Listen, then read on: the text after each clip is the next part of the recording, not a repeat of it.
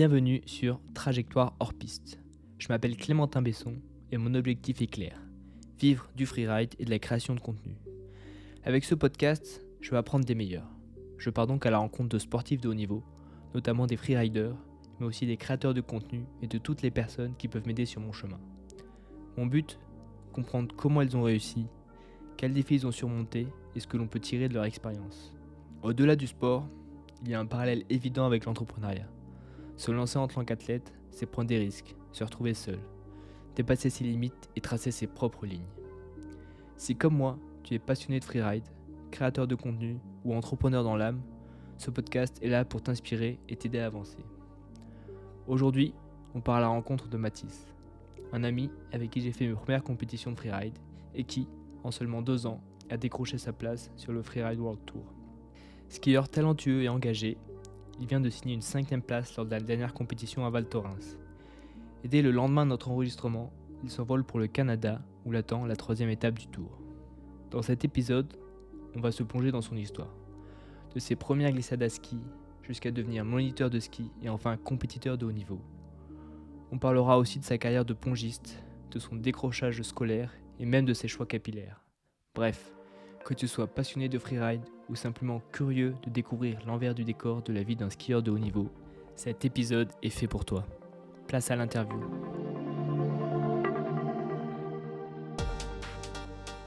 Tu t'appelles comment et tu fais quoi dans la vie ? Écoute, pour la 3e fois, Clémentin, bonjour. Je m'appelle toujours Mathis Randasier et je suis toujours freerider, moniteur de ski et développeur web et web mobile. Alors avant qu'on se plonge un peu dans ton passé, tu vas où demain et ça représente quoi pour toi ? Et demain, je pars au Canada. C'est la 3e étape du Freeride World Tour et ça représente beaucoup parce que cette étape, elle me fait bien rêver depuis toujours, quoi. Donc, Est-ce que tu arrives à expliquer ta passion du ski ? ouais. C'est la glisse, quoi. C'est la glisse, c'est cool. Ouais, c'est descendre grâce à la gravité. C'est ça, je pense, la passion. Enfin, c'est ça qui est kiffant, quoi. Mais pourquoi ça et pas la moto ? Ah, ça, je pourrais pas t'expliquer. Je pense que je suis né comme ça, c'est tout. On m'a Ok. mis sur des skis, on m'a pas mis sur une moto. Ouais, voilà, on t'a mis sur les skis à quel âge ? On m'a mis sur les skis, l'âge, je pourrais pas te dire, mais en gros, dès que j'ai commencé un peu à savoir marcher, on m'a directement appris de ski, quoi. Donc, j'ai appris à skier en même temps que j'ai appris à marcher.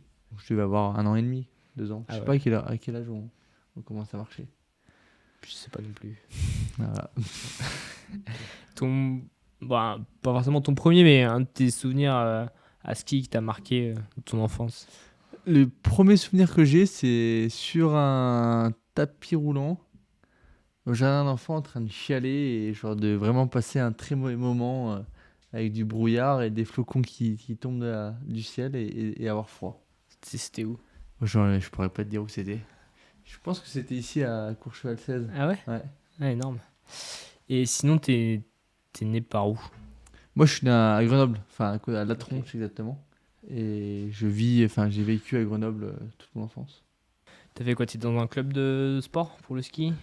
Et pour le ski, oui, j'ai commencé le club des sports à Champs-Rousse. C'est une station qui est à côté, une petite demi-heure de Grenoble. Club des sports à partir de... J'arrive pas trop à situer les dates, mais je devais avoir 8 ans par là. Et j'ai fait du club pendant 6-7 ans, le club de ski alpin. Donc compétition, à monter tous les week-ends, faire des piquets tous les week-ends et faire des compètes très, très régulièrement aussi. Et t'aimais ça ? Ouais, à fond, c'était trop bien. C'était vraiment... Puis surtout, on avait des coachs qui étaient axés très libres, entre guillemets. Et quand je dis on faisait du piquet tous les week-ends, c'est pas tout vrai. On faisait beaucoup de hors-piste, de boss, de freeride, comment dire, de trafol. Enfin, nos coachs étaient vachement... ils nous faisaient faire le moins de piquets possible, quoi. Intéressant. Du coup, t'as fait le collège classique et ensuite au lycée, si je me souviens bien, t'as fait un lycée ski-études. C'est le collège. J'ai fait Collège. ma 3e en ski-études, ouais. Comment on appelle ça ? Enfin, c'était le comité, en gros, c'était l'équipe régionale, pardon, l'équipe du Dauphiné. Et du coup, c'était le comité du Dauphiné qui, en gros, c'était une structure qui permettait de s'entraîner un peu toute l'année avec j'en prenais, je sais pas, peut-être 5 par année Ils ont sélectionné 5 personnes par année de naissance.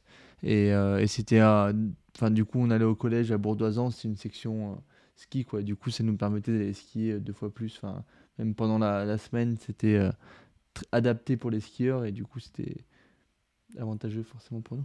Tu skis combien de fois par semaine? Je me rappelle plus, mais à part, même si on devait skier le mercredi toute la journée, peut-être le jeudi, je me rappelle plus. Ok. 3 par semaine, on devait skier. 3 fois par semaine. Ouais, donc tu loupais des... Sans compter le week-end. Tu loupais des cours, quoi. Du coup, c'était adapté, ouais. On rattrapait les cours. Je me rappelle plus exactement quand ça se passait, mais ils avaient vachement adapté les cours. Puis même le lundi, on commençait plus tard pour qu'on puisse se reposer des compétitions. Enfin, tu vois, c'était très, très adapté pour nous. Du coup, comité, c'est niveau régional et tu faisais quoi? C'était des FIS? C'est quoi? Non, c'était avant les FIS. Les FIS, je l'ai jamais fait, moi. C'était U16. C'est niveau régional. Ouais, c'est ça. Enfin, Ok. après, on faisait des Donc, concours nationales. On faisait les championnats du monde, enfin les championnats de France. De France. Et ensuite, lycée. Ouais, troisième ski études. Du coup, je fais une année au comité. Et très vite, de monter sur les glaciers à 5h du mat. L'été, c'était très très compliqué. Ça m'a très très vite saoulé, si je peux dire ça comme ça. Ça m'a même franchement dégoûté du ski alpin. En fait, je me levais le matin, j'avais pas du tout envie d'aller skier, quoi. C'était en plein juillet, je voyais mes potes sur la plage. J'avais envie d'aller à la plage et passer mon été sur la plage, quoi. Donc du coup, ça m'a dégoûté du ski alpin, vraiment plus du tout envie de faire des piquets. Et donc après ça, dans tous les cas, j'avais pas été repris parce que j'avais pas fait de très bons résultats. Puis mon comportement ne convenait pas au comité. Donc ils m'ont pas repris, moi ça m'allait bien et après je passe au lycée en seconde et là je suis plus du tout j'arrête le ski T'es plus alpin. du tout au lycée, t'es plus du tout en ski études? Non, ouais, j'arrête le ski alpin, enfin l'hiver je skie pour moi, quoi, mais Ouais, les week-ends, quoi. Ouais. À Champs-Rousse. À Champs-Rousse, exactement. Dans mon petit appartement qu'on a vendu il y a une semaine. Ah ouais? Ouais. Hors sujet. Ouais. Ok. Du coup, lycée classique. Lycée classique. Jusqu'à... T'as eu ton bac? Lycée classique jusqu'à pas très longtemps. Bah quand même longtemps parce que j'ai fait une année de seconde, une première, j'ai redoublé la première. Et après j'ai fait 2 semaines de terminale et j'ai dit ciao Ouais. lycée. Les cours, ça... C'était ouais, je passais mon temps à fumer. Franchement, c'était pas du tout productif pour moi, bien au contraire, c'était nocif, on va dire, pour moi. Donc j'ai quitté l'école à 2 semaines de terminale, j'ai dit à ma mère que je pouvais plus y aller.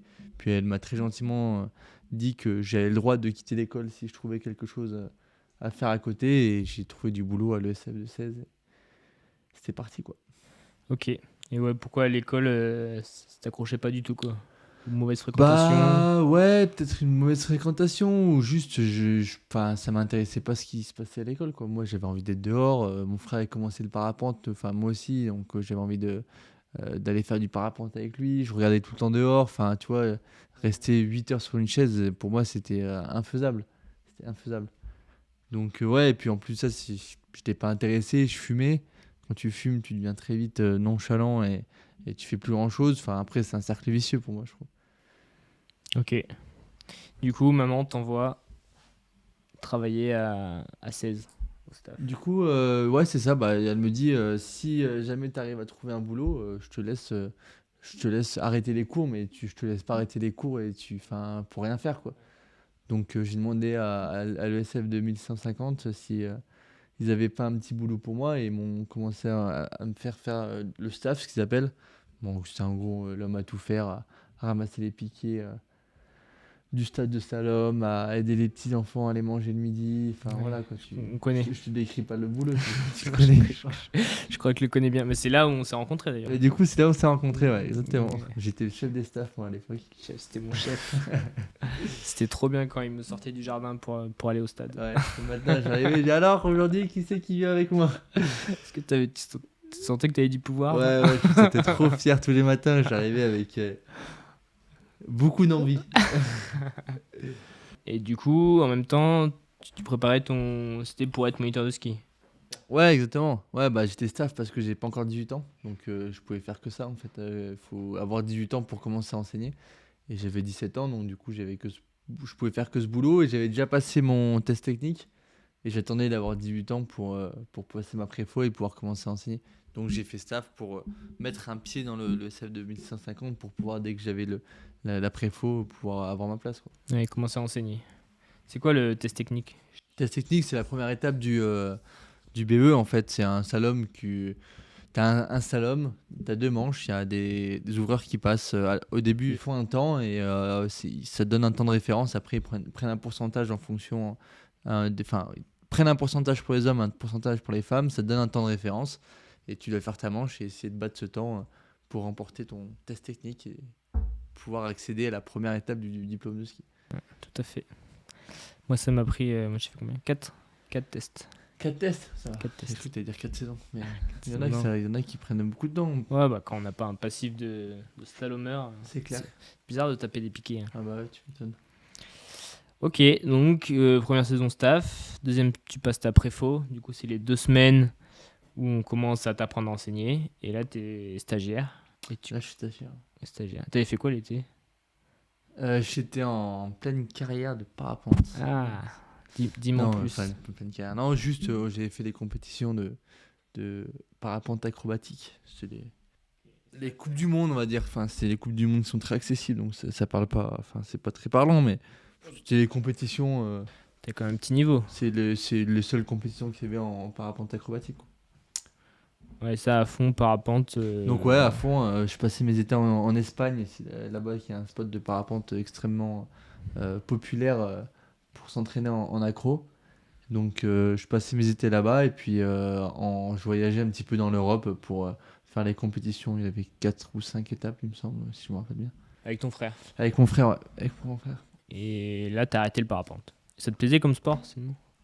Ouais, ça me plaisait, mais les compétitions, ça me plaisait pas du tout. C'était vraiment... Bah déjà, j'étais pas assez bon pour aller tricoter les premiers. Et les compétitions, en fait, c'était vraiment des journées très très longues. Les compétitions ne me plaisaient pas du tout dans ce sport, quoi. J'ai pas trouvé mon bonheur. Loin de là. On repart avec tous les sports que tu as pratiqués. Du coup, ski alpin, tu as un peu arrêté. Ouais. Parapente. Tu n'avais pas parlé de roller? Je m'en souviens pas. C'est Non, pas toi. trottinette. Trottinette. Ah, Ah, trottinette. trottinette, ça, c'est- Mince. Mes Trotty dossiers- rider, hein. Mes dossiers sont pas bons. Non. Trotty rider, j'étais pongiste aussi. Ah oui, mais c'est vrai Ouais. que ouais, c'est ça. Je savais qu'il Tac. y avait un Top pongiste. spin. Ouais. Du coup, tu faisais en tous les sports, tu faisais des compétitions. Ouais. Du coup, trottinette, c'était quoi? C'était quoi les Ah, compétitions de trottinette, il y a eu des contests, ouais. Il n'y a pas eu beaucoup, mais il y en avait quelques-uns, des contests. Je t'ai jamais vu sur une trottinette. T'as un juge, bah, il y a des vidéos sur YouTube, hein, tu pourras mettre. Ok. Des très belles vidéos, il y a des petits edits et tout. Ouais. De- Ah ouais, il y a des vidéos Ok. sympas, hein. Enfin, sympa, je sais pas si on peut dire sympa, mais des vidéos.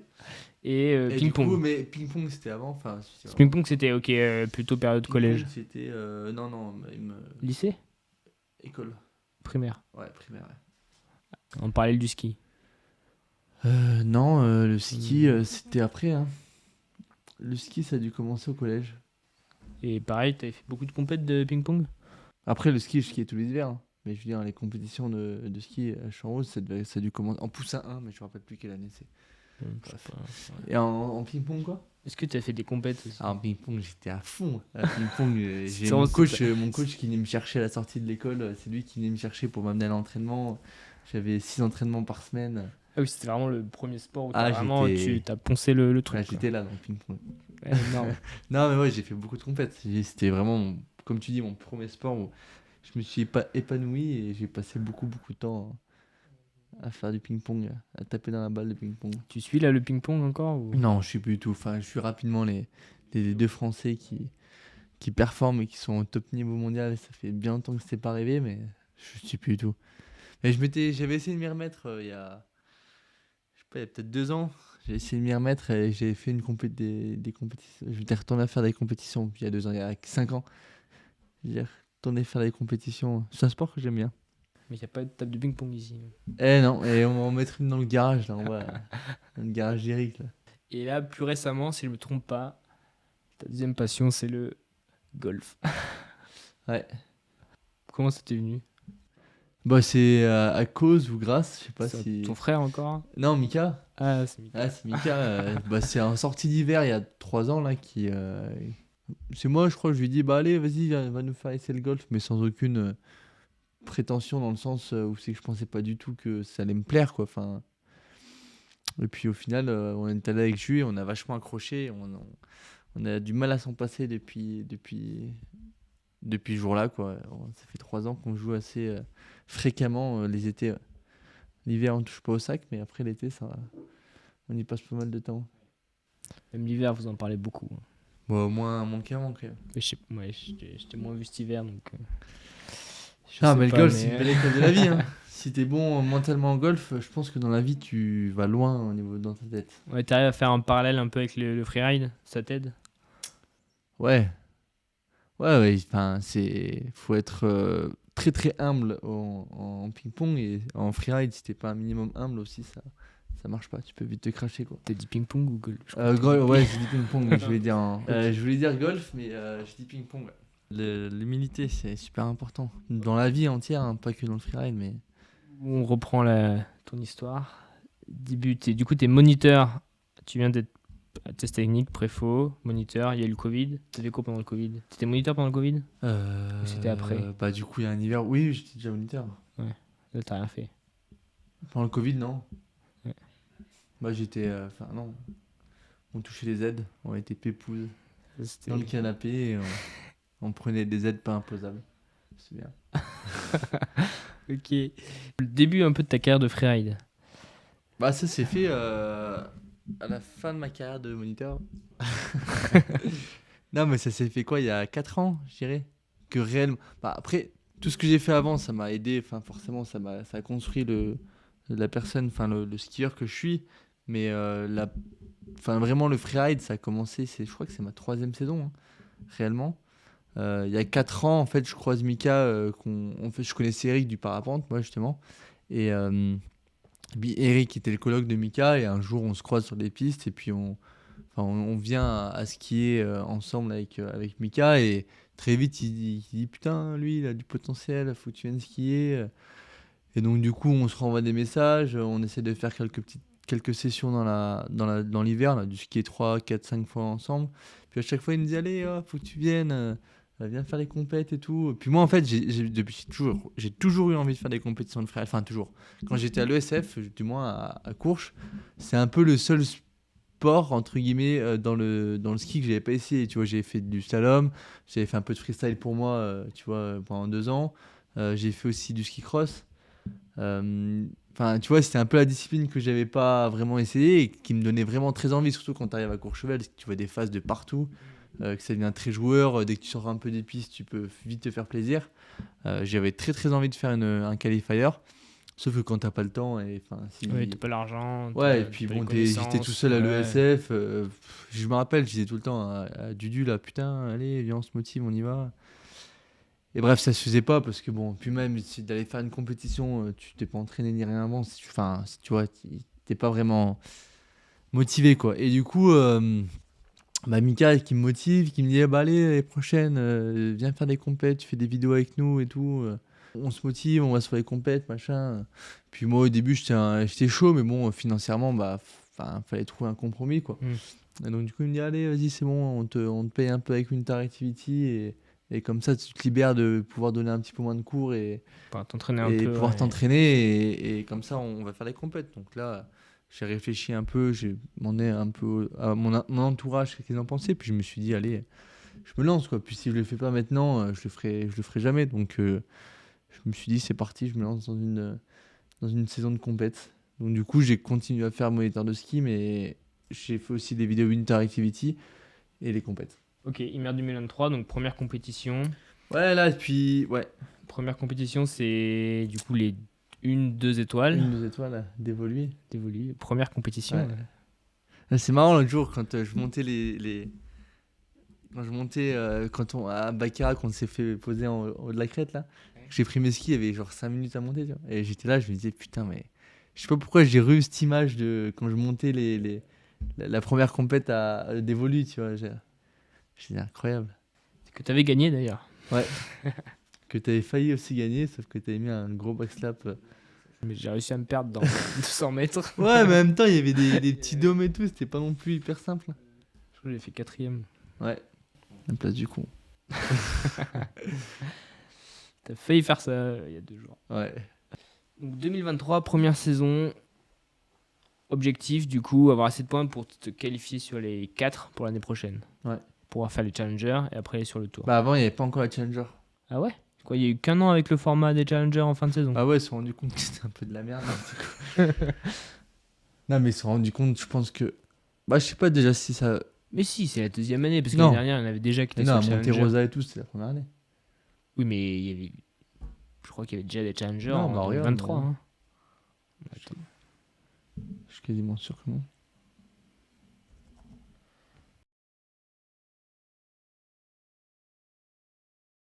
Et du coup, l'objectif, c'était de commencer par la 1 étoile, 2 étoiles, 3 étoiles, pour pouvoir grimper sur les 4 étoiles l'hiver d'après. Quoi. Pour pouvoir se qualifier sur le tour. Ouais. Ok, donc 2023, objectif atteint. Ouais, 2023, j'ai fait une bonne première. Et ensuite, c'est l'année dernière, en fait. En fait, t'as fait... C'est vrai que quand même, on n'en parle pas assez, mais t'as mis que 2 ans à monter sur le tour. Je crois que sans invitation, c'est dur de faire mieux. Bah, en termes d'efficacité...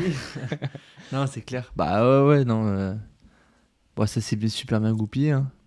J'ai eu beaucoup de chance, ça c'est bien fait. J'ai fait ce qu'il fallait faire pour monter sur les 4 l'année dernière, et puis j'ai fait aussi ce qu'il fallait faire l'année dernière. Hein. Tu parles de la chance. Ouais, et ben. Je sais pas, moi... Qu'est-ce que la chance? Pas qu'est-ce que la... Ouais, ou ton rapport à la chance. Si tu dis, il y a des gens qui ont de la chance, il y a des gens qui n'ont pas de chance. Est-ce que ça détermine le succès? C'est une grande question, la chance. En fait, pour moi, la chance, enfin, tu nais avec ou tu nais pas avec, quoi. Enfin, Ah ouais? genre en mode... Ça fait très déterminisme social. Non, mais en fait, c'est pas exactement ce que je veux dire, mais pour moi, si quelqu'un devient ce qu'il est, c'est que quand il est né, il devait devenir ça, tu vois. Tu crois au destin, quoi. Ah ouais, c'est tracé de A à Z. Ouais, j'ai eu des éclaircies il y a pas si longtemps que ça. Non, mais enfin, je pensais pas ça avant, mais maintenant, enfin, il s'est passé des choses et je crois de plus en plus que, enfin, la vie, elle fait ce que tu veux de toi, quoi. Donc, cette chance, enfin, tu vois, genre, si moi j'en suis là, c'est que je suis né, quand je suis né, ça devait arriver ou que j'en suis là, tu vois. Ok. Genre, pour moi, tu prends pas des chemins Par X hasard. ou Y, non, par hasard. C'est clair que non. Et si tu dis que tous nos choix, ils sont conduits par nos choix d'avant, les choix de nos parents, en fait, on n'a pas le choix, quoi. Même quand tu fais un choix, au final. Bah, ton choix, il est dicté par ce que tu as fait avant. Oui, mais tu penses. au final, c'est toi qui fais le choix, mais toi, t'es qui? Non, mais je veux dire, ça veut dire rien dire en fait de faire un choix. Pour moi, c'est tracé en fait, c'est un truc qui est tracé. Et pour moi, si un jour tu dois faire un choix, bah forcément tu réfléchis, et tu fais ce choix-là, mais il t'est déjà écrit le choix. Et donc forcément, il y en a qui naissent avec de la chance de réussir, d'autres qui naissent avec une autre chance, mais qui peut-être qu'ils la saisissent pas aussi. C'est quoi la phrase du loto 100% des gagnants. Les gagnants ont joué. Ouais, après, je pense qu'il y a un moment aussi, il faut quand même un peu se bouger les fesses, quoi. Tu peux pas te reposer à dire tout ce que je dis et dire, bon, bah, si... Ouais, si tu te dis sinon j'ai pas de chance, bah j'ai pas de chance. Et, Ouais, et c'est ton sûr. sort, il est. Bah, c'est triste un peu. Tu risques de pas avoir de chance du tout. Ouais. Non, c'est sûr, mais... T'as de la chance à plusieurs niveaux dans ta vie. T'as des coups de chance, entre guillemets, qui sont des opportunités qu'il faut saisir, tu vois. Hmm. T'as eu de la chance qu'il y ait eu cette opportunité qui se présente à toi, mais t'as été bon pour la saisir ou t'as pas été bon pour la saisir. Tu vois. Oui, donc on a tous plus ou moins de chance et on a tous plus ou moins une capacité à saisir les Ouais. opportunités, quoi. Bien résumé. Ok. Donc est-ce que quand on veut, on peut? Oui, c'est sûr que quand on veut, on peut. Ça, j'en suis persuadé. Ok. Même si on n'a pas de chance. Même si on n'a pas de chance. Au bout d'un moment, la chance, Elle tourne, quoi. elle tourne. Puis ouais, tu peux la créer aussi, la chance. Ok. Tu peux, enfin, tu peux la créer toi-même, ce geste de la chance.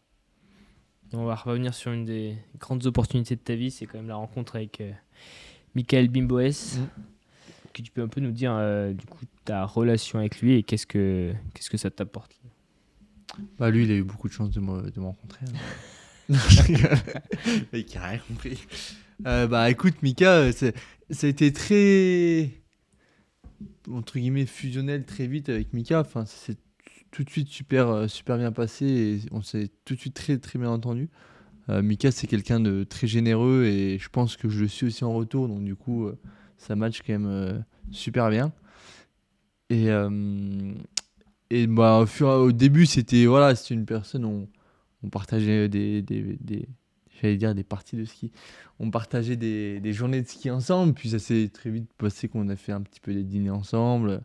Voilà, Mika, il aime bien, comme je me répète, il est généreux, donc quand il s'entend bien avec une personne, il nous a invités plusieurs fois à la maison, on a commencé à se connaître de fil en aiguille, à devenir amis, voire meilleurs amis, quoi. Donc maintenant, ouais, c'est mon coach, mon meilleur pote et c'est un peu tout, quoi, Mika. C'est bientôt ma femme. Non, bah là, pour le coup, typiquement, j'ai eu beaucoup de chance de le rencontrer. Ouais. Mais la décision que j'ai faite, il n'y a pas forcément. Sur 10 personnes, il n'y a peut-être pas la moitié qui aurait pris la décision que j'ai prise. Parce qu'ils auraient préféré avoir leur chemin tracé à être à l'ESF et, tu vois, garder ce petit cocon et voilà, quoi. Bien résumé. Sans dénigrer le SF ou quoi que ce soit, enfin, sans dénigrer des personnes qui font ça, mais je veux dire, j'ai eu énormément de chance de le rencontrer, j'ai saisi cette opportunité. Et, bon, je sais pas encore où c'est que ça va mener, mais. Ouais. Je crois que je t'avais déjà posé cette question l'année dernière, mais voilà, tu penses que tu n'aurais pas fait de compétition si tu n'avais pas rencontré Mika en fait. Non, c'est clair. Bah, enfin, voilà, moi je voulais en faire, mais j'avais pas le temps. Et l'hiver, c'est où c'est que je gagne le plus d'argent, et je pouvais pas me libérer l'hiver pour ça, quoi. Enfin, sans autre entrée d'argent, c'était pas possible. C'est sûr. C'est un gros problème pour beaucoup de personnes. de skieurs. La plupart, ils ont énormément de mal à financer les hivers. C'est clair. Donc ouais, non, c'est clair net, si je l'avais pas rencontré, peut-être que j'aurais fait des compétitions plus tard, on peut pas dire c'est sûr que j'en aurais pas fait, on sait pas, mais c'est clair que j'aurais pas pu en faire dans ces conditions-là aussi, parce que bon, au final, il était tout le temps avec nous, enfin, j'étais avec nous au début, enfin, tu vois, il nous a accompagnés. J'ai quand même j'ai commencé les compètes dans de très bonnes conditions, quoi. On va parler un peu du freeride, un peu plus. Freerider. En regardant ta première chute. Ta première chute à la compétition, je me demande jusqu'à quel point tu es prêt à accepter le danger. J'ai eu de la chance, hein. Encore de la chance. Mais j'ai de la chance dans ma malchance. Non, j'ai de la chance. En fait, accepter le danger, pour moi, et quand je me lance dans enfin, c'est dur comme question parce que le danger, tu t'y penses pas trop quand t'es en haut, quoi. Enfin, tu choisis ta ligne, je suis concentré sur ma ligne, je suis pas concentré sur éviter le danger. Je suis concentré sur ce que j'ai à faire. Donc le danger, est-ce que j'y pense, je pense pas trop, non. Tu sais un peu où tu mets ton curseur, quoi. Après, tu sais, ouais, mais ça pour moi c'est quand tu choisis ta ligne. Tu sais. Ouais, en amont en fait. Voilà. Ok. Après, ouais, après en freeride pour moi, enfin le danger il est pas trop en compétition. Enfin, en compétition il y a tout qui est sécurisé, enfin tout qui est. Oh bah quand on voit la boîte que tu te mets, Ouais. on peut pas dire qu'il n'y a pas de danger non plus. Oui, non, c'est sûr, c'est sûr. Non, non, mais pour moi, le danger en freeride, il est plus à la maison quand t'es avec les copains et tu mets une session et qu'à tout moment ça peut partir. Enfin voilà, quoi. Ouais. Pour moi, c'est plus ça le danger en freeride. Si les cailloux, c'est pas des dangers. Non, mais après, voilà, c'est quand même une exception. Enfin, Oui, non. Pourtant, c'est quoi une belle ligne de freeride? une belle ligne de freeride, qu'est-ce que j'imagine? Toi, c'est quoi que. Je te demande pas ce que les juges La poudreuse, veulent, ce que la toi. poudreuse, de la t'aimes. pente, des barres rocheuses qui sont sautées avec un petit bac. Verbier, quoi. Ouais, des barres, mais qui soient sautés dans l'axe, tu vois. C'est un message Non. Non, mais voilà, c'est ça que freeride. le Ok. freeride. Mais même si c'est des bagues, des 3, il peut y avoir des tricks. Sur des belles barres, c'est classe. Pas de lip. Pas trop de lip. Ok. Bah, pour moi, une lip, ça ressemble pas. Enfin, si, il y a des belles lips. Hein. Ah oui, des lips. Il y a des belles lips.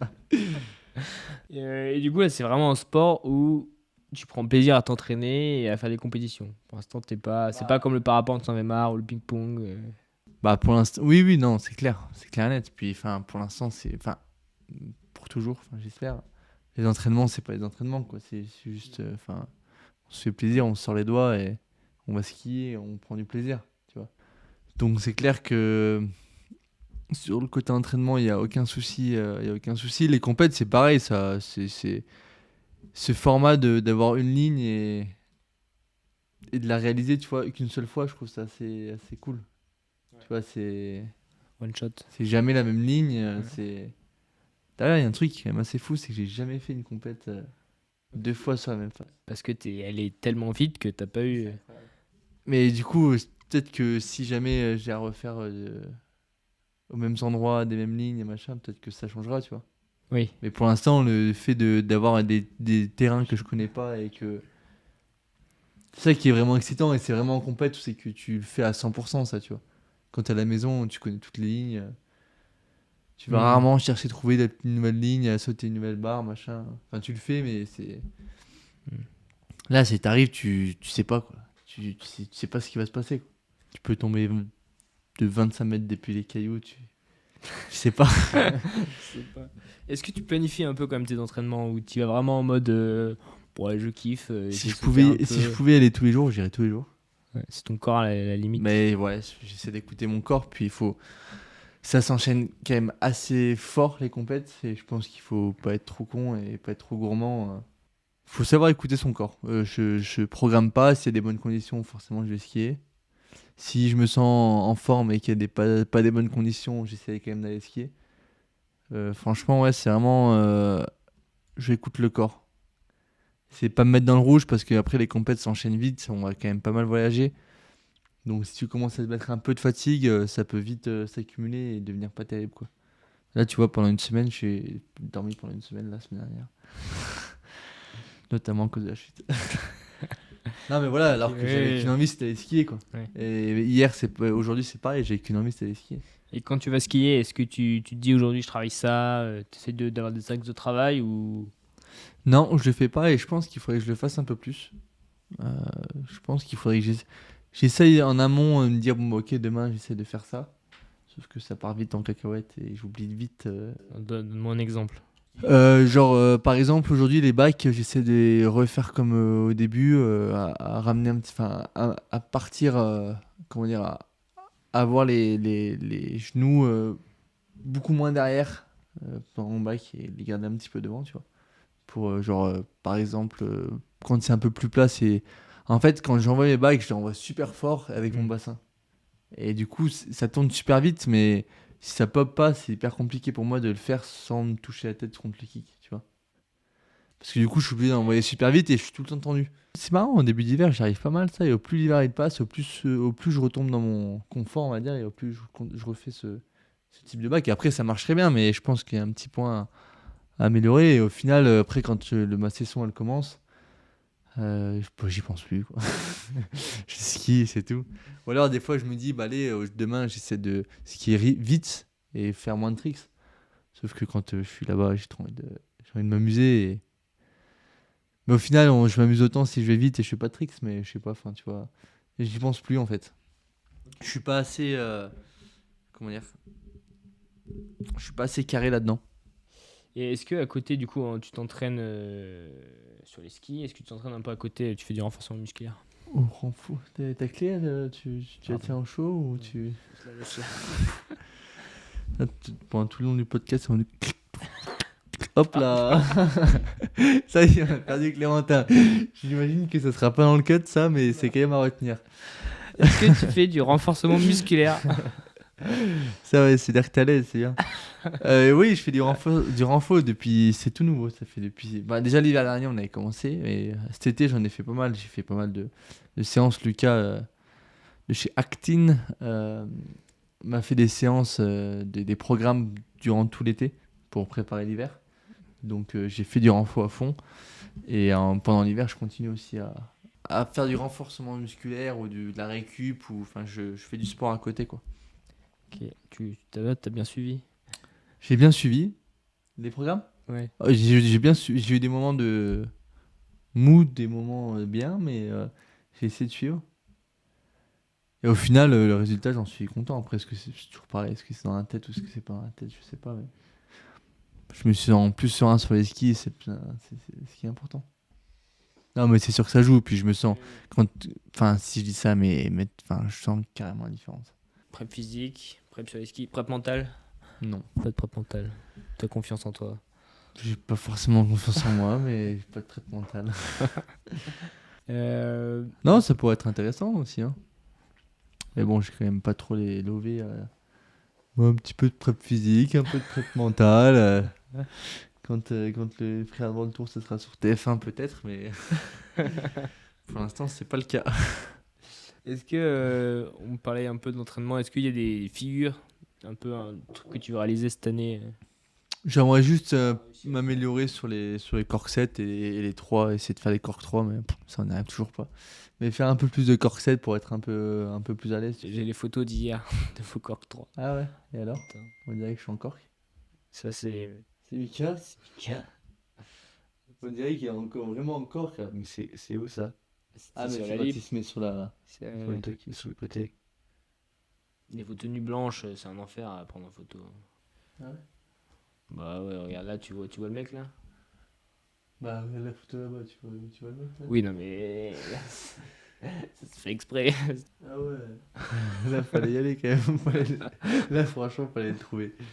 Ça c'est toi? Ah ouais, super. Catastrophe. Je parle de moi. Bah ouais, c'est tu vois, c'est une position de corps 3, ça c'est. Je sais pas ce que c'est. Hein. Bon, du coup, voilà, c'est essayer de faire un peu des cork 7, ça pourra servir dans le futur et faire un petit peu des cork 3, mais c'est surtout avoir tous les tricks gâchettes, tu vois. C'est ça le plus important. Mais en fait, t'en veux pas des millions, tu veux juste 3-6 back flat, cork 3 et. Si ça, cork je 7. peux les avoir in the pocket, à vouloir. Enfin, tu vois, vraiment que ça soit. Ok. Est-ce que t'as un peu changé ta stratégie en compétition? Ouais, j'y vais full on maintenant. Maintenant, tu vas à 200%. Non, mais pas de 100%, mais je n'essaye pas de me dire il faut faire 3 top 5, machin truc. J'essaie de prendre ma ligne, de me faire plaisir, de la skier pour pouvoir la gagner. Quand t'es en compète, t'as vite fait te mettre à 100%, 10, 120% sans le vouloir. Donc j'essaie juste de me dire en haut au départ, tranquille quoi. Enfin, ça sert à rien de se mettre à 150%. Oui, je sais pas qui c'est qui disait, j'ai écouté dans un podcast qui disait qu'il a arrêté de se mettre à 100% parce qu'en fait il tombait tout le temps et qu'il se mettait juste à 97. Ouais. Et en fait que. Ouais, voilà, juste essayer en haut, au final tu te mettras à 100% dans le run. Mais si tu pars à 80% et que tu finis à 100%, ça va. Si tu pars à 95% et que tu arrives en bas à 120, bah, il y a des risques que ça merde quoi. Donc j'essaye dans ma tête, j'ai envie de gagner les compètes, mais quand j'ai choisi ma ligne, ce que je vais faire, je fais confiance à moi et mon ski et ma ligne et je me dis, je la skie normal quoi. Enfin, ouais. Ok, c'est clair. Est-ce que t'as eu. Bon, on change de sujet. Eh ben, on est sur une fluidité. Là, le critère, il est dans le rouge, hein, je pense. Hein. Pourquoi la chapka? Elle est confort, la chapka, mais tu te rends pas compte. Moi qui n'ai pas de cheveux, de sentir ces poils là. D'ailleurs, je vais aller la chercher. je vais finir avec. Tu vas juste avoir trop chaud. Non, mais tu te rends pas compte le plaisir que ça me procure cette chapka, c'est un truc de ouf. J'ai le droit de l'essayer. Genre, ouais, tu peux essayer, mais je pense que c'est un rapport avec mon crâne et elle. C'est pile la forme. Ouais, je sais pas, mais c'est vraiment elle est exceptionnelle cette chapka. Ouais, c'est pas mal. Hein. Vas-y, fais encore plus de bruit, hein, et viens par là et de nous dire bonjour pendant que tu tires. Voilà, c'est Justine la cascouille. D'accord, ok, donc moi je pensais que c'était une stratégie pour qu'un mec avec la chapka il te reconnaisse. En fait, t'as pas du tout réfléchi autant, quoi. D'accord. Oh non. Mais du coup, je vais quand même faire le lien avec la suite. Non, mais Comment je te promets, je suis trop bien avec ça. Puis moi, j'ai vite froid avec mon crâne Ouais. sans cheveux. Alors, C'est un vrai problème, ça. Donc elle me résout le problème. C'est quand que t'as commencé de couper les cheveux comme ça? C'est quand je faisais du parapente et qu'on était en Espagne. J'ai toujours rêvé depuis, pas que je suis tout petit, mais je me suis toujours dit un jour que j'allais me faire une boule à Z. Tu vois, on revient avec la question du destin. Pourquoi je me suis dit qu'il fallait que je fasse une boule à Z un jour? Je sais pas pourquoi. Peut-être que t'avais déjà plus beaucoup de cheveux. Bah, je te montre des photos d'avant, mon gars. J'étais comme toi, hein. Donc j'avais ça en tête. Donc un jour, j'étais en Espagne, il y avait personne. Donc j'ai dit, bon, bah, c'est le moment où c'est que je dois faire ma boule à Z. Donc je me suis rasé. Et depuis, tu t'es toujours Et depuis, rasé. quand j'ai senti la sensation de l'eau sur mon crâne, je me suis dit, je reste comme ça. Et je volais en parapente sans casque et je chantais l'air. Partout. Mais l'air dans les cheveux, c'est cool aussi. Non, tu sens rien. Tu sors de la douche, t'es mouillé pendant 1 heure. Là, tu sors de la douche, pof, t'es sec. Le matin, j'ai pas d'épis parce que les épis et moi, ça faisait histoire d'amour. D'accord. Et j'ai coupé les cheveux. Pof, 3 mois après, j'ai chopé 4 nanas. Non, peut-être pas 4, mais. Bon, bref, moi, cette question de chapka, c'était un peu pour te demander un peu, maintenant que tu es une personnalité publique du freeride. En fait, tu pensais vraiment que ma chapka, c'était un truc en mode. Le mec se donne une personnalité avec sa chapka. Juste, il veut qu'on le reconnaisse, il met toujours sa chapka. Ah, parce qu'on me reconnaît pas comme ça. Bah, moins. Ah, Moins. De bon. loin, tu vois un mec chauve, t'en mets 10 alignés, tu mets un mec avec la chapka, tu reconnais le mec avec la chapka. Oui, c'est sûr. Et si on est à 10 qui ont la même chapka de Bah oui, mais justement, t'es seul avec cette chapka. Ah ouais. Je l'ai gagné la Kid Contest, celle-là. Compétition. Ah, c'est vrai qu'on n'a pas parlé, ça. On n'en parlera pas du coup. On n'en parlera pas. Du coup, comment tu gères un peu ton image publique? Comment je dois gérer ça? Je sais pas, bah tu gères pas. Pose pas de questions. Je me pose pas de questions? Non. Je sais pas si j'ai vraiment une personnalité publique.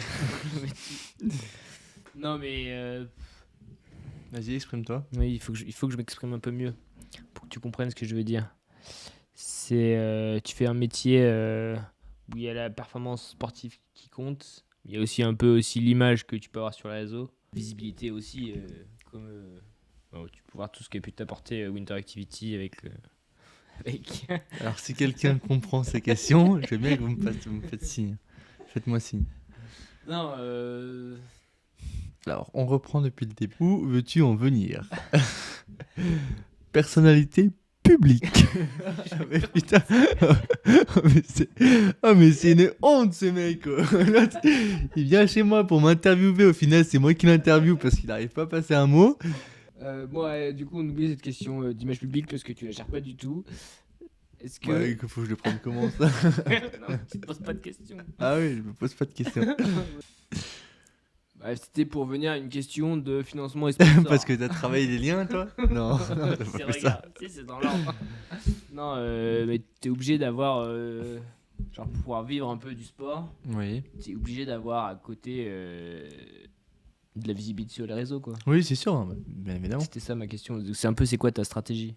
Bah, En fait, j'étais en train de dire que ta stratégie était quand même vachement du côté de Mika avec Winter Activity parce que c'est lui qui t'apporte quand même le plus de visibilité. ouais, carrément. Après,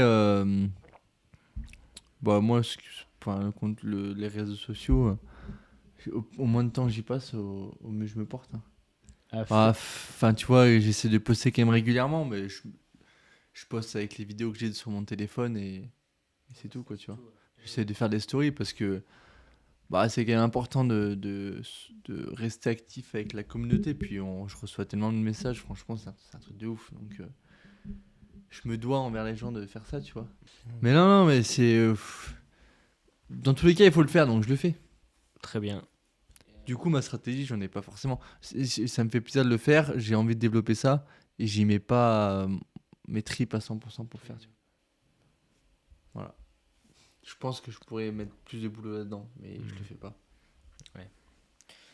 Mais j'ai envie de le faire aussi d'un côté, parce que comme tu dis, c'est grâce à ça que tu peux Financer ta carrière, quoi. Parce que... y a des personnes qui sont pas Qui sont pas athlètes et qui vivent mieux de moi. Oui, voilà. Ski. Oui, tout à fait. Tout à fait. Tout à fait. Athlètes que j'aimerais bien avoir en ligne pour qu'ils nous dévoilent leur stratégie. Comment percer sur TikTok. J'espère que tu seras un peu plus préparé que ça parce que sinon ils vont te prendre un peu pour un mec pas très intéressant pour le coup. Je voulais pas monter ce truc, je voulais que ce soit fluide. Là, je vais devoir faire 4 heures de montage. Ah bah ouais, là t'es. Là, tu vois, le titre c'est financement sponsor. Alors, tu peux me trouver une question. Et puis... Ok. On est parti comme ça. Donc, Non, est-ce que. Comment tu as réussi à financer ta saison maintenant? Parce que j'imagine que Winter Activity, je sais pas, est-ce que Mika te finance toujours?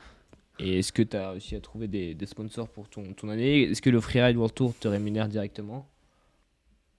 alors, Mika me finance plus, mais il me finance un petit peu indirectement. On a un contrat avec Down. En fait, et en gros, Down nous a bien fait comprendre que c'était pas que moi qui sponsorisais et que c'était pas que Mika. Genre, ce qu'ils aiment, c'est nous deux, tu vois, est-ce qu'on représente nous deux. Donc, c'est moi qui récupère l'argent du contrat. Donc, c'est Mika qui fait les montages.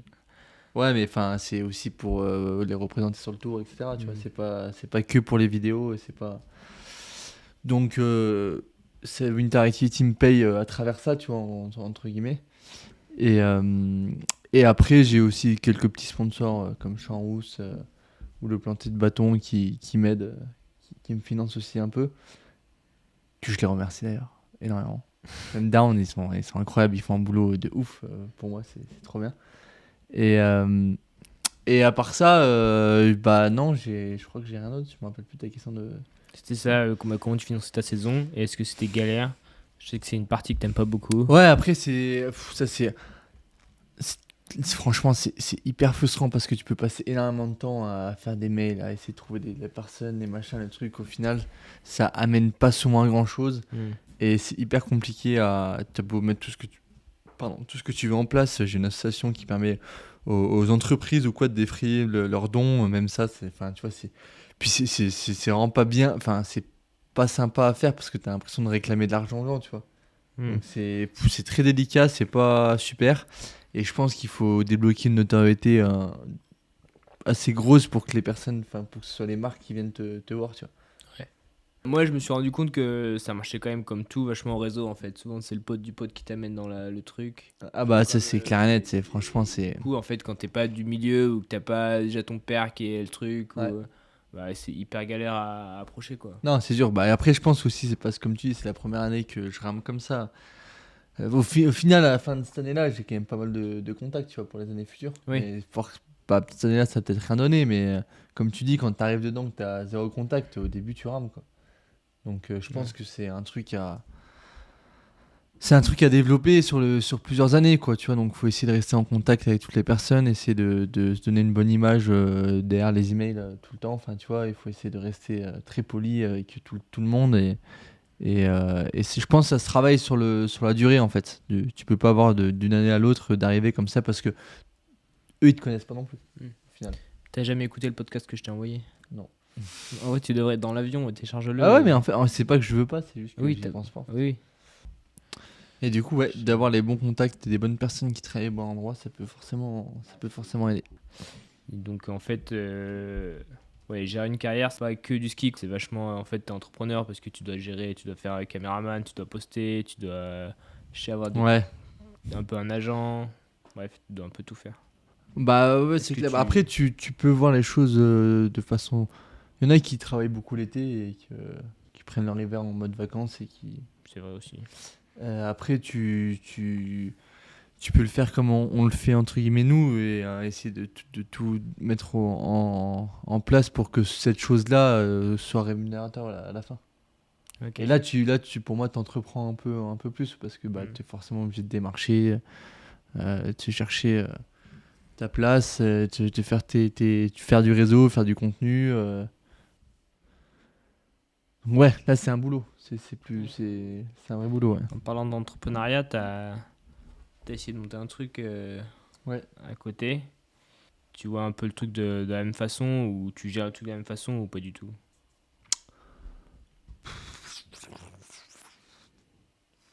Si ma question est nulle, non, c'est une bonne question, je suis en train de réfléchir. Je suis en train de réfléchir. Ah, c'est différent. Parce que j'ai mis beaucoup plus d'énergie et beaucoup plus de temps dans notre autre projet que dans celui. En fait, ce qui est compliqué avec ce qu'on fait en tant qu'athlète, c'est que c'est dur de passer du temps. À part de passer du temps dans créer du contenu, machin, au final, de faire du réseau et machin, tu peux pas trop passer du temps. Enfin, je sais pas si tu vas faire. Passer du temps à faire du réseau? Ouais. Enfin, tu vois, t'es vite limité par. Oui, mais tu pourrais être forcé à envoyer des messages à des gens que tu connais pas ou. Ouais, oui, mais bon, une fois que tu peux mettre des choses en place quand même. Oui. Après, des personnes que tu connais, puis ça reste des mails que t'envoies. Oui, mais il y a quand même eu un peu, je sais pas, entrepreneuriat, t'as une gestion du temps où tu te dis, bah là, j'essaye de. Je bloque ouais. dans mon emploi du temps, je bloque du temps pour créer du contenu, je bloque du temps pour essayer de rechercher des gens. Je parlais un peu comme ça. Ouais, bien sûr. Mais je sais pas trop genre, tu vois que là, quand j'ai du temps libre, je suis sur un autre projet et je le passe pas sur ça, tu vois. C'est quoi ton nouveau projet? Ton ancien projet, on peut en parler, hein, mais il n'y a pas de. Bah, c'est fini, de toute façon. Pas de suite. Pas de suite, non. Mince. Ah, mais t'as appris au moins. Ah, bah, j'ai beaucoup appris en 2 ans, ouais, carrément. T'as essayé de monter une application de cours de golf? De golf, ouais, on voulait que les personnes fassent des programmes. Par exemple, si je dis n'importe quoi, hein, pour rester en ski, comment apprendre le chasse-neige en golf, bah, tu suivais ton programme pendant 1 mois, tous les jours, tu avais tes séances. Et on a travaillé avec un pro de golf, mon frère et moi, ce qui développait l'app. Et au final, ça n'a pas fonctionné. Je pense que le marché était trop niche. On n'a pas trouvé le bon produit qui fitait bien avec les golfeurs. Ou peut-être la com qui n'a pas fonctionné. Ouais. Et du coup, on a eu des retours pas incroyables de l'app et on a très vite laissé la faire. Après, ouais, c'était intéressant de travailler on a travaillé avec plusieurs personnes différentes, donc c'est toujours bon de voir comment, en fait, comme c'est compliqué de travailler avec des personnes, comme il faut cadrer les choses, comme il faut. Dès le début, il faut que ça soit genre carré, tu vois. Et c'est quoi ton nouveau projet? Je suis pas au courant. Il n'y a personne qui est au courant. C'est encore. Personne n'est au courant. Ça peut pas être. Non, mais je sais pas encore, mais j'ai retrouvé une idée et je vais essayer de la développer. Okay. C'est juste de pouvoir. Genre, par exemple, tu pars en vacances, tu prends un Airbnb, t'es tout seul, bah tu peux partager ton Airbnb avec quelqu'un. Genre, quand même le hacker, mais du Airbnb ou du Booking ou du. Okay. Genre, par exemple, moi, je suis avec ma copine à Bali. J'aimerais bien booker une villa, sauf qu'on est que 2 pour tu vois, avoir une belle villa. Bah, pourquoi pas trouver 3 personnes, 3 autres couples qui veulent partager cette villa et du coup réduire les frais et pouvoir avoir des choses. Ok. Tu peux rebondir, hein, tu peux me dire si c'est nul. Non, je sais pas. Non, sur le papier, ça a l'air intéressant. Ou un booking, mais ça peut même marcher avec une chambre d'hôtel. Hein. Et moi, là, quand je suis sur le tour, je partage ma chambre avec une personne. Bien, on rebondit sur le sujet. Le World Tour te paie les hôtels à chaque fois parce que c'est un créneau d'1 semaine. Ça marche comment? Ouais, en gros, on a une date par exemple, là, pour le Canada, c'est du 7 au 13 février. Et en gros, le World Tour nous héberge 2 jours avant de la weather window. Du 7 au 12 février, ça peut courir. Donc ça peut courir le 7, ça peut courir le 8. Du coup, vous êtes booké donc sur il faut place. qu'on soit sur place, prêt à, dès qu'il y a une fenêtre météo, à dropper. qu'on puisse faire la compétition. Donc du coup, ils nous accueillent 2 jours avant pour pouvoir, le premier jour s'installer, le deuxième jour faire le face shake si jamais c'est le premier jour de la compète.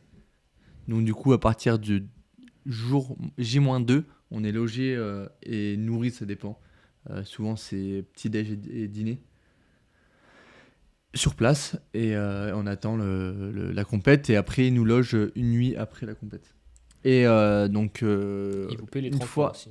Ils nous payent. On a un prize money de 1 000 € par départ. Par étape. Ok. Ah ouais, que ce soit en Europe, que ce soit américain, pour venir en Europe ou européen pour venir. Ça, c'est juste sur la saison, quoi. Bon, au final, ouais, je pense que ça va un petit peu comme tu dis, s'équilibrer parce que Baquera, Valto, j'ai rien dépensé. Enfin, Baquera, ça coûte quand même 300 balles de faire aller-retour, mais Canada, ça va un petit peu chiffrer. Géorgie aussi, et encore, Géorgie, on en a eu pour 300 balles, je crois, les billets aller-retour. Ça va. Donc, au final, je pense que ça va s'équilibrer. Même Autriche, je vais pas non plus beaucoup trop payer, quoi. Ok. Donc, c'est bien. Ça permet de pas dépenser, entre guillemets, presque pas dépenser. Oui, ça fait quand même une grosse différence par rapport au Challenger, quoi. Ouais, au qualifier, Là, c'est que là, là, tu raques tout de A à Z, quoi. Ouais. Là, tu te sens. Là, t'es en meilleure condition, quoi. Ouais, c'est clair. Ouais, puis les hôtels, t'es bien logé, t'es tout le temps sur place. Enfin, tu vois, c'est quand même agréable. Et c'est quand même le même stress au départ. C'est marrant, je suis beaucoup moins stressé que. Ah ouais. Tu te dis que tu l'as déjà fait. Pas que tu l'as déjà fait, mais. Je sais pas, je me dis que. Je sais pas. Moi, Là, les deux premières étapes, genre, je sais pas, quasiment pas stressé. Ok. Oh, bah, c'est Je cool. suis Hein. même pas pété, tu vois, pour dire. Ah ouais. Ouais. Peut-être que tu manges mieux. Peut-être. Non, mais c'était vraiment la veille des compètes. Non, mais je sais pas, ouais. Je sais pas pourquoi. J'arrive pas à l'expliquer. Je pense que je suis juste content d'y être et. Au final, est-ce que le stress c'était de monter sur le tour? Bah, peut-être. Je sais pas. Mais après, peut-être le stress va arriver, mais les deux premières étapes, j'ai vraiment fait. Bah, c'est cool. Hein. J'ai vraiment pas stressé, ouais. Moi, j'ai deux petites dernières questions. Est-ce que des fois, tu dis pas que là, tu fais un peu un métier inutile? Le freeride? Ouais. Genre, tu non, te dis pas. Tu te dis, en fait, ça sert à rien ce que je fais, quoi. Je descends une montagne et j'essaye de sauter des cailloux. Parce que. Non. Non, bah non, je vis tellement des trucs de ouf que je me suis jamais dit ça. Enfin, tu vois, encore à Bakira, ce qu'on a vécu, même à Valtov, avec tout le monde qui est venu. Enfin, non, j'ai eu que des très très bonnes expériences depuis que j'ai commencé. Et je me régale et je vis de ce que j'aime. Donc, enfin, c'est extraordinaire, quoi. Ouais, je parle pas forcément que de ton expérience personnelle, mais aussi, je sais pas, un peu l'impact dans le monde de faire ça. En fait, j'essaie. Je fais pas que ça. Oui. Donc, au final, je sais pas, mais.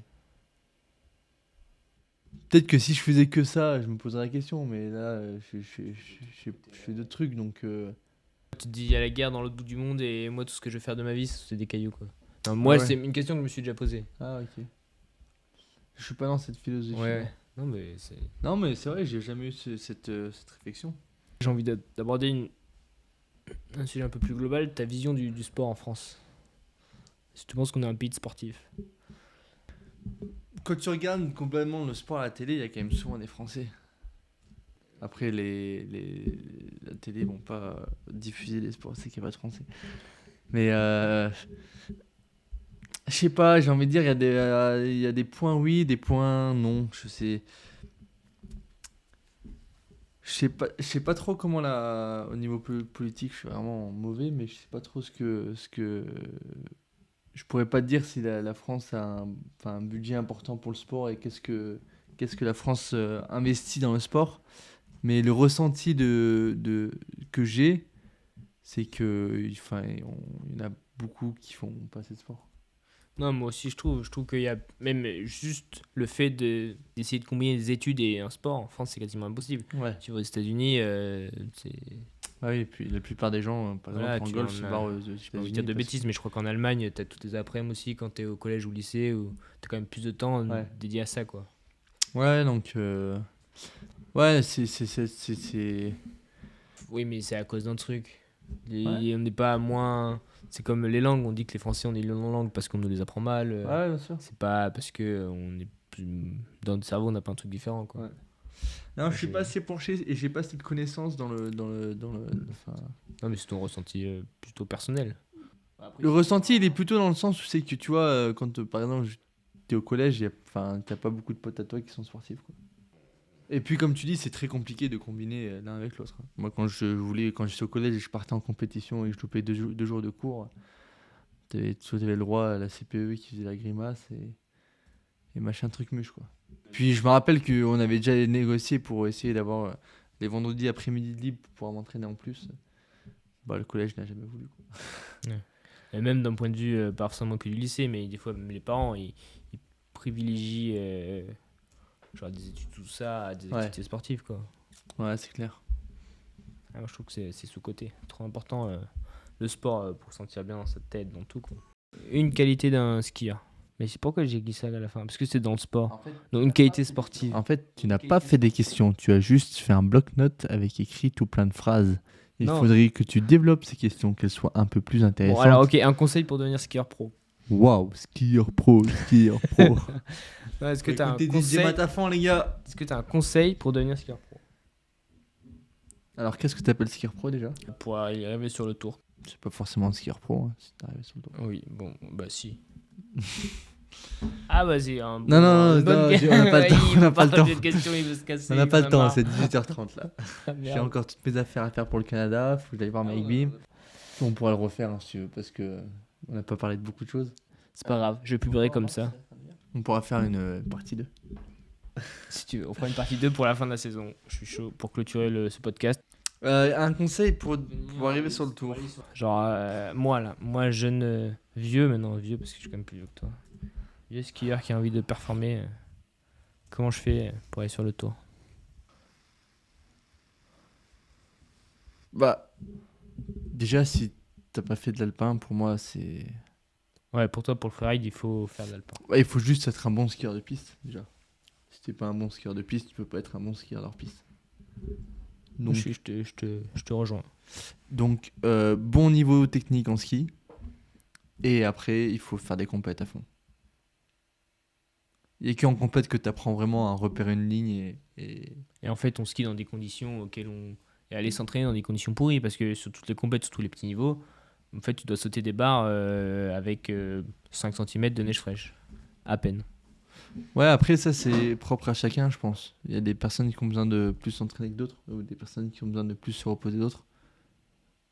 Tu vois. Il est génial ton conseil.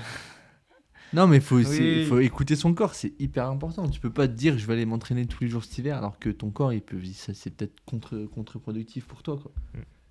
Donc je peux pas dire aller t'entraîner tout le temps, même quand c'est mauvais, que c'est sûr ce que tu dis, c'est intéressant, mais il faut réussir à sortir les doigts et aller essayer d'engager quand il y a les mauvaises conditions. Ça, c'est le plus important.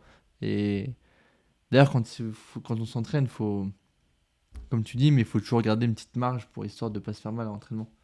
Tu vois, faut toujours, quand tu t'entraînes, il faut engager le plus que tu peux parce que si tu n'engages pas, bah, tu ne progresses pas. Mais toujours te dire, bon, bah, là, je suis à 80% et je garde cette marge de. Il faut se dire que tu n'as pas le droit de te faire mal.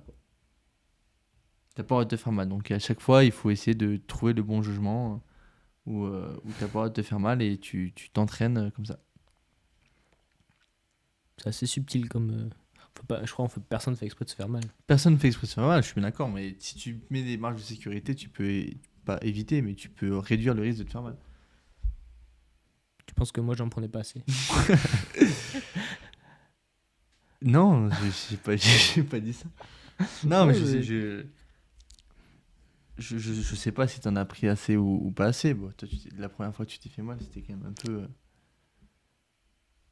venu de nulle part, quoi. Ouais, 2 fois, c'est sur des compètes quand même. C'était pas l'entraînement. Oui. Moi, je pense qu'il y a un truc en plus des compètes qui fait que justement, tu te mets un stress en plus, tu fais. Ouais, bien sûr, c'est pour ça que à l'entraînement, faut pas se mettre dans cet état-là. Oui, ça, je suis d'accord. Mais tu te mets pas dans cet état-là à l'entraînement. Tu peux te mettre dans un état un peu compète à fond sur l'entraînement. Oui, t'as la peur de faire un truc, quoi. Bah ouais. Tu peux facilement te mettre à 140% à l'entraînement parce que ton pote s'est mis à 100% et tu veux le suivre. Donc, s'entraîner, il faut écouter son corps, mais faut aller s'entraîner, c'est sûr. Il faut écouter son corps et en fait, il faut vraiment sortir les doigts. En freeride, c'est ça. Et au plus à l'entraînement, tu vas être mal à l'aise. Enfin, tu vois, tu vas... C'est un peu contradictoire ce que tu viens de dire. Il faut rester dans sa zone de confort corporel tout en... Non, j'ai dit qu'il faut essayer de garder une marge de sécurité. La marge, elle est, par exemple, quand c'est croûté, tu vas pas envoyer la même chose que quand c'est poudreuse. Oui. Pour moi, c'est ça la marge de sécurité. C'est de savoir à quel moment tu peux engager, à quel moment tu peux pas engager. Si un jour c'est bleu béton, tu vas pas te mettre au même terme d'engagement qu'un jour où il y a un mètre de poudreuse. Mais pour autant, il faut engager le jour où c'est béton. Tu vois ce que je veux dire? Oui, je vois ce que tu veux dire. Pour moi, elle est là, la marge de sécurité. Et tu pourrais très bien te dire que moi, le premier, je me suis déjà dit en mode, bon, bah, c'est béton, je m'en fous, il faut que j'engage. Je me suis déjà fait peur à plaquer des trucs à l'arrache complet sur du bleu bit. Et tu te dis, bon, bah là, j'ai peut-être un peu déconné. C'est pas forcément très productif, tu vois. Après, on a des périostites. Ouais. On a des périostites et c'est seulement des périostites, tu vois. Non, mais tu vois ce que je veux dire. C'est là où c'est que je veux vraiment. Enfin, c'est qu'il y a moyen de te mettre une marge. C'est qu'un jour, la veille, tu t'es mis un bac sur une barre. Le jour d'après, en fonction des conditions, tu vas pas forcément devoir le faire. Et c'est si tu le fais que tu pourrais te faire mal parce que les conditions, c'est pas les mêmes et ça peut très vite déraper ou tu es fatigué de la veille. C'est clair ou C'est clair. c'est contradictoire aussi. Non, si tu dis qu'il faut... Non, c'est clair. Mais bon, il faut engager quand c'est dégueulasse, mais pas trop, quoi. C'est la subtilité à trouver. Ouais, ok. Je trouve qu'il est dur à trouver. Très très dur, ça oui, je suis d'accord. Mais tu vois, si tu te retrouves, si tu sors de l'entraînement et que t'as pas eu trop... Enfin... Ouais. C'est subtil. Ouais, c'est subtil. Conclusion, on a fait le tour un peu de tes premiers pas sur les skis à ton arrivée sur le tour. J'ai écrit 2 questions pour la conclusion. Ce n'est pas des phrases, c'est des questions. Un peu typé dev perso la première. Est-ce que si on va enlever la chance, on va dire que t'as pas de chance, tu arrives tout par toi-même, s'il y avait une action à faire un peu pour essayer d'évoluer dans ta vie, ce serait laquelle? Ou sinon tu dis, il n'y a rien à faire, ça te tombe dessus. Et puis Non. Arrêter de boire d'alcool, j'en sais rien moi. Tu avais un truc à faire pour te dire...